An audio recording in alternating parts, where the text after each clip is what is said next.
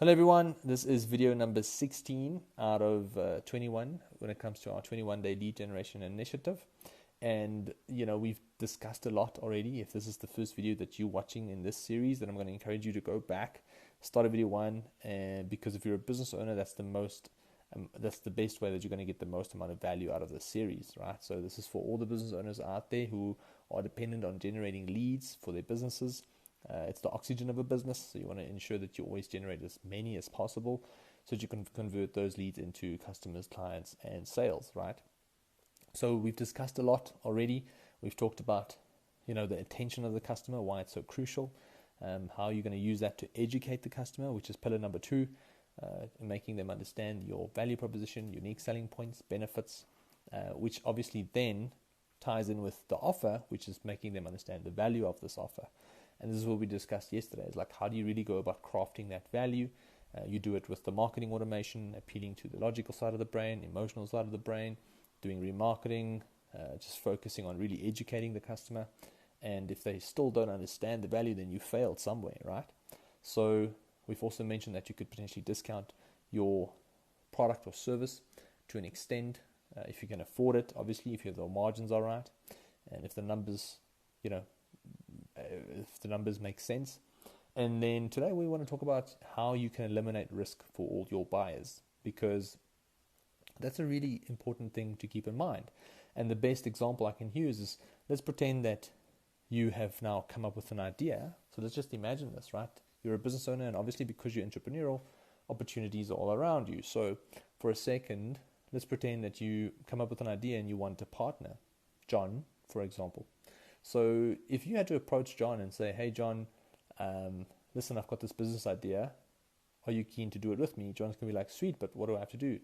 And if you had to now draw up a memorandum of understanding and you had to tell John that he's responsible for all the risk and he's responsible for all the loans to be paid back, staff to be paid, and if this goes south, he will take on all the responsibility, the chances are John is going to say, hell no, dude, I don't want to do business with you. Let's rather do it 50-50, which obviously seems fair. Right, so obviously you want to, as a business owner, if you want to do business with somebody, then there needs to be an equal amount of risk on both sides in order to create a fair deal. But now, what if you had to approach John and say, hey John, listen, I want to do business with you. Are you in? And John would go like, well, what do I need to do?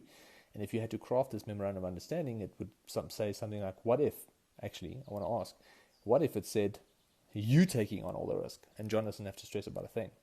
So if things go south, you taking on the financial responsibility, everything is your problem, right? And all John has to do is just execute on his tasks that won't cost him anything. And if it works, obviously he owns 50% of the business. Now the odds are, let's think about it for a second, John is going to be very keen on that deal because there's no risk involved for John, okay? Now it's the same with your customers. If you want a higher rate or conversion rate of customers, if you want people to do more business with you and you want to ensure that they say yes, you need to eliminate risk for them, okay? Takealot is a great example of this. So I've bought, for example, an Apple charger, generic charger, probably I think it was a year ago, or even maybe a year and a half ago now, and it was like $600-700. Bought it through Takealot, they dropped it off, and I was uncertain if it was going to work. Plugged it in, worked for like 2 days, burnt out. Phoned Takealot, said, hey guys, this charger burnt out. I think it's faulty. Can you bring me a new one? No problem. Pitched up, did the exchange. They gave me a new one. Used it for 2-3 days, burnt out again. I said, guys, this is obviously not working. I'd rather buy, the original from iStore. Can you give me my money back? And what happened? No problem at all. They gave me my money back. And what did that do? Made me feel safe. Now, every single time I want to buy and Takealot, I know that if I'm not happy or if I'm dissatisfied with the product, I can get my money back. So essentially, they've eliminated all the risk in doing business with them. So therefore, I am more prone to do business with them. And you need to think about this for your business. And you need to think about what guarantees can you put in place, like bold guarantees that you can put in place that eliminates risk for people when it comes to doing business with you. 30-day back money guarantee, 100% customer satisfaction, or like Debonair's has got something that says if your pizza is not delivered in 30 minutes, it's free, or if your pizza is cold, it's free. So you need to tailor something unique to your industry, to your business, that's bold, that is extreme, that obviously your competitors probably can't afford.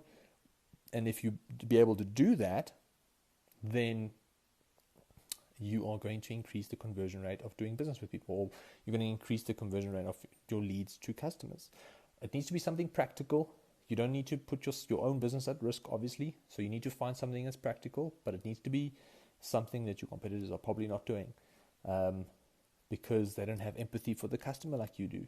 And they don't necessarily feel entitled to do that, having that customer, which is, not how it should be.